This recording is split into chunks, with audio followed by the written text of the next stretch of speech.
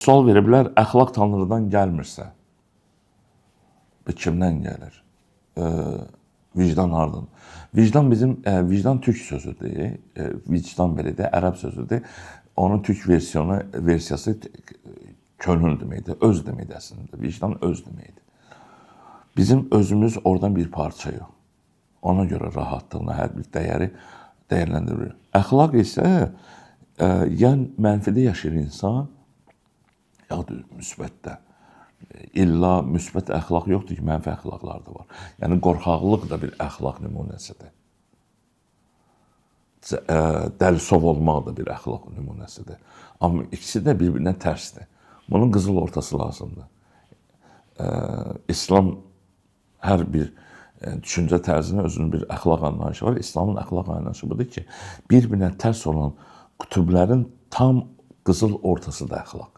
Yəni, qorxaqlıq pis bir sifətdirsə, dəlisov olmaq da pis bir sifətdir. Bunun ortası cəsarətdir. O adam bilir ki, kimə nə vaxt qaçan əmr edə bilər. Simiclik pis bir sifətdir. Yaxşı, olmaq, israfçı olmaq, yersiz xərcləmək də pis bir sifətdir. Bunun ortası səxavətdir. O bilir kimə nə qədər xərcləsin. İstəyir zamanını, istəyir pulunu, istəyir ömrünü. Ona görə düz ortasını tapmaq. O tapmadı.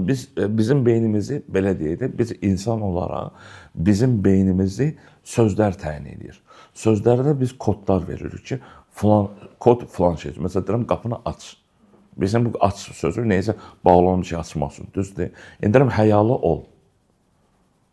Həyalı nədir? İçə qapanıq insanlar var, bir də arsız olanlar var. Arsızlıq da bir əxlaq sifətidir, amma pis əxlaq sifətidir.